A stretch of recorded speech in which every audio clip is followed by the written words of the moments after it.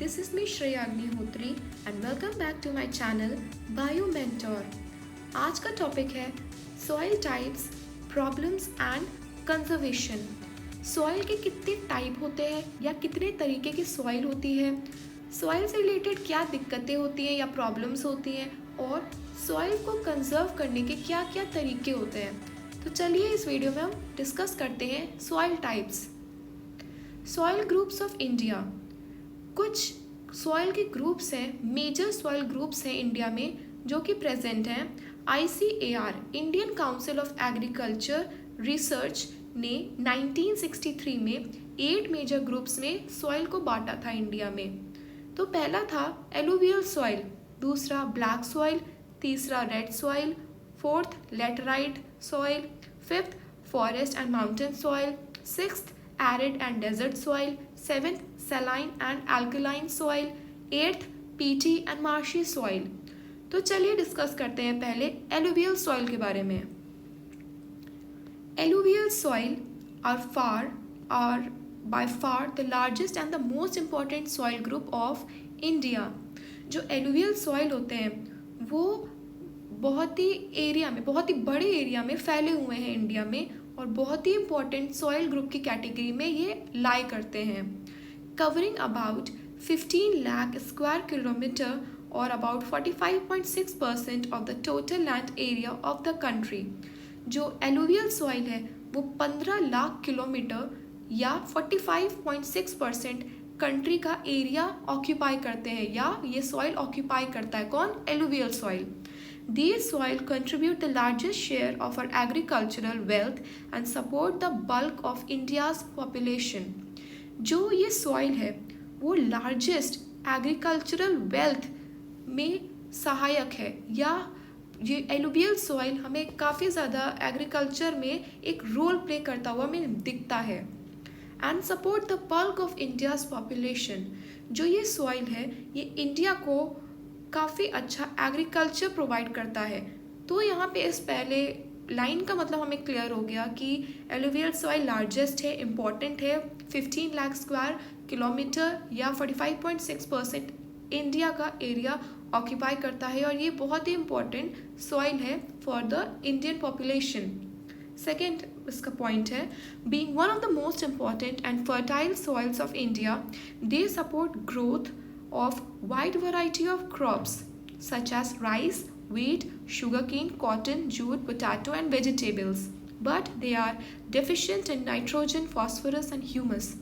ये बहुत ही ज़्यादा फर्टाइल और बहुत ही ज़्यादा ज़रूरतमंद या इम्पॉर्टेंट सॉइल है जो कि इंडिया में प्रेजेंट है और इसमें काफ़ी वैरायटी के क्रॉप्स उगाए जा सकते हैं जैसे कि चावल है, वीट है, गन्ना, कॉटन, जूट, पोटैटो और वेजिटेबल्स. और इसका एक डिफिशिएंट इसमें एक चीज़ होती है जो प्रेजेंट नहीं होती है, वो होती है नाइट्रोजन नहीं होता एंड फॉस्फोरस और ह्यूमस नहीं होता.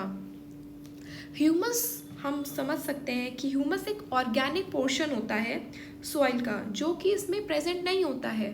जैसे कि सड़ी पत्तियां हैं, मिट्टी, जैसे मिट्टी में सड़ी पत्तियां मिल गई तो उसको ऑर्गेनिक बना दिया. कैसे ऑर्गेनिक बनाया? By the decomposition of leaves. किसकी मदद से? माइक्रो ऑर्गेनिजम्स की मदद से.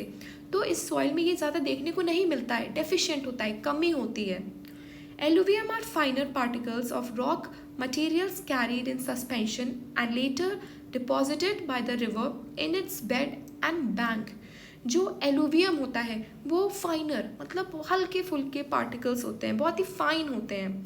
किसके? रॉक मटेरियल्स के. And carried in suspension and वो एक इकट्ठा वो कैरीड होते हैं, वो ले जाए जाते हैं कहाँ पर? रिवर बैंक की तरफ. वहाँ पर वो जाके डिपॉजिट हो जाते हैं. The soil which is composed of alluvium is called alluvial soil. जो सॉइल जिस सॉइल में एलुवियम प्रेजेंट होगा उसको हम एलुवियल सॉइल कहेंगे. और एलुवियम होता क्या है? वो रॉक के, वो बड़े बड़े पत्थरों के फाइन पार्टिकल्स होते हैं जो कि रिवर के किनारे डिपॉजिट हो जाते हैं या इकट्ठा हो जाते हैं. तो जिस भी सॉइल में एलुवियम प्रेजेंट है उसे हम कहेंगे एलुवियल सॉइल.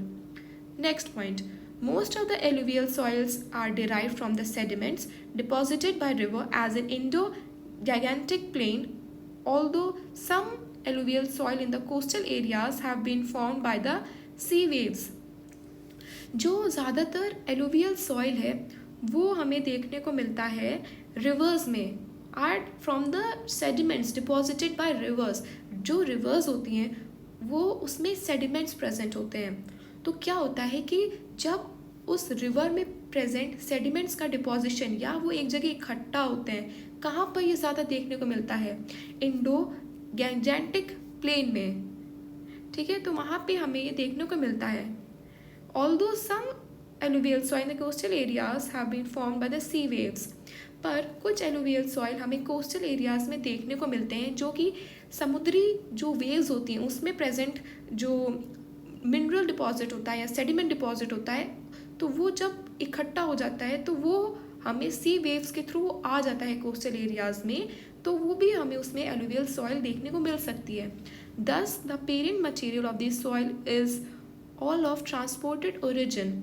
तो बेसिकली हम ये समझ सकते हैं जो इसका एलुवियल सॉइल जो होता है वो बेसिकली ट्रांसपोर्ट की मदद से आता है. रिवर्स के थ्रू आ रहा है तब भी ट्रांसपोर्टेशन की मदद से आ रहा है, एक जगह से दूसरी जगह कैरी हो रहा है. सी वेव्स के थ्रू आ रहा है तो भी वो एक जगह से दूसरी जगह कैरी हो रहा है. The flood plains of Satluj, Ganga and Brahmaputra from Punjab to Assam, the valleys and plains of river Narmada, Tapti, Mahanadi, Godavari, Krishna, Kaveri, covering about 23 to 40% of the total soil cover in India. जो ये reverse हैं ये 23 to 40% total soil area को cover करती हैं India में. Occurrence and types of alluvial soil. Alluvial soil कहाँ कहाँ हमें देखने को मिलती हैं और टाइप्स क्या होते हैं एलुवियल सॉइल के. पहला लाइन है the widest occurrence of the alluvial soil is in the great Indo Gangetic plain starting from Punjab in the west to West Bengal and Assam in the east. They also occur in deltas of Mahanadi, Godavari, Krishna, Kaveri, where they are called deltaic alluvium. Along the coast they are known as coastal alluvium. Coast के along इनको coastal alluvium कहते हैं. और ये delta reason में अगर present है like delta Mahanadi के डेल्टा रीजन में, गोदावरी, कृष्णा, कावेरी के डेल्टा रीजन में प्रेजेंट है तो हम इन्हें डेल्टाइक एलुवियम कहेंगे. Some alluvial soils are found in Narmada, Tapi valleys. Northern parts of Gujarat also have some cover of alluvial soil. Geologically, the alluvium of the Great Plain of India is divided into newer or younger Khadar and older Bhangar. Geologically अगर हम देखें तो जो alluvium है वो दो तरह में डिवाइडेड है, खादर और bhangar soil. Khadar soil younger soils होती है whereas bhangar older soils होती हैं. The khadar soils are found in the low areas of valley bottom which are flooded almost every year. देखिए जब फ्लड बार बार आएगा तो वो अपने साथ नया सेडिमेंट, नया मिनरल लेकर आएगा. अगर हर बार फ्लड हो रहा है रिवर में तो जो खादर सॉइल है वो लो एरिया जो निचले एरियाज होते हैं वहाँ पे प्रेजेंट होती है और ये न्यू होती है क्योंकि वहाँ पे कंटिन्यूस वहाँ पर जो वो सॉइल होता है, जो सेडिमेंट्स होता है वो कंटिन्यूसली रिमूव होते रहते हैं. उसकी जगह नया सेडिमेंट्स आते जाते हैं, नया रिवर सेडिमेंट्स आ जाते हैं. They are pale brown sandy clays and loams, more dry and least, less calcareous and carbonaceous. Hence they are less kankary. Kankary मतलब उसमें कंकर्स कम होते हैं. The bhangar on the other hand is found on the higher reaches about 30 meters above the flood level. जो भांगर soils होते हैं वो 30 metre above the flood level के 23 मीटर ऊपर प्रेजेंट होते हैं. It is of more clayey composition. इसमें क्ले को कॉम्पोजिशन या क्ले की मात्रा बहुत होती है, ज़्यादा होती है. जनरली ये डार्क कलर्ड, इसमें गाढ़ा रंग होता है. A few metres below the surface of the bhangar are beds of lime nodules known as. I hope that you like the video. Do like, share and subscribe to the channel. और जो next video आने वाली है वो होगी black soil से related. Thank you.